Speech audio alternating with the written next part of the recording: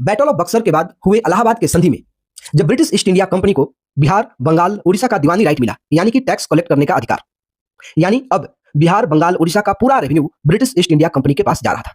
मान के चलो कि ये जो कंपनी है अब तक इंडिया में एक पावर का सेंटर बन चुकी थी, लेकिन पावर आने के साथ साथ इस कंपनी के जो ऑफिसर थे करप्शन, ब्राइबरी, लूट में और प्राइवेट ट्रेड में इंडल्ज हो चुके थे। इसी समय आता है बंगाल में सबसे बड़ा फेमाइन, जिसमें लगभग 1 करोड़ से ज्यादा लोग मारे जाते हैं। ये कंपनी अब बैंक्रप्सी के कगार पे थी और ये सारी किस्से ब्रिटेन के आम गलियों में गूंज रहा था, घूम रहा था। तब जाकर के वहां के पार्लियामेंट पे दबाव बना, प्रेशर बना, तो पार्लियामेंट ने इस कंपनी को कंट्रोल करने के लिए, रेगुलेट करने के लिए पहला एक्ट लाती है, जिसको हम लोग रेगुलेटिंग एक्ट ऑफ 1773 के नाम से जानते हैं। इसके इंपॉर्टेंट प्रोविजन के बारे में हम लोग डिस्कस पिछले वीडियो में कर चुके हैं। आज की वीडियो में हम लोग पिट्स इंडिया एक्ट के बारे में डिस्कस करेंगे, जो रेगुलेटिंग एक्ट में जो डिफेक्ट था उस डिफेक्ट को ठीक करने के लिए लाया गया था। तो जो पिट्स इंडिया एक्ट आया, ये Pitt's India act regulating acts में जो डिफेक्ट थे उसके कारण लाया गया। पार्लियामेंट कंपनी के अफेयर के ऊपर और कंट्रोल चाहती थी, उसके लिए लाया गया। और वहां का जो गवर्नमेंट था यानी कि पार्लियामेंट था, वो चाहता था कि भारत में पावर का कंसोलिडेशन और सेंट्रलाइजेशन हो, उसके लिए पिट्स इंडिया एक्ट लाया गया। पिट्स इंडिया एक्ट में जो पिट्स है ये उस टाइम के ब्रिटिश प्राइम मिनिस्टर के नाम पे है, विलियम पिट्स के नाम पे है। तो पिट्स इंडिया एक्ट कब लाया गया? तो 1784 में लाया गया। तो चलिए हम लोग पिट्स इंडिया एक्ट के कुछ इंपॉर्टेंट प्रोविजन के ऊपर डिस्कस करते हैं। सबसे पहला प्रोविजन था कि इस एक्ट ने कंपनी के पॉलिटिकल और कमर्शियल अफेयर को अलग अलग कर दिया। पॉलिटिकल अफेयर यानी कि वार, पीस या इंडिया की फॉरेन पॉलिसी, ये कंपनी के पॉलिटिकल अफेयर में आ रहा था, और कमर्शियल अफेयर में ट्रेड हो गया, वो आ रहा था।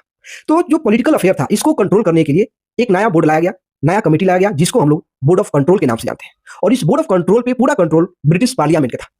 इस बोर्ड ऑफ कंट्रोल में 6 कमिश्नर थे और 2 ब्रिटिश गवर्नमेंट के कैबिनेट मिनिस्टर थे, जो कंपनी के पॉलिटिकल अफेयर पे अपना फाइनल डिसीजन लेते थे।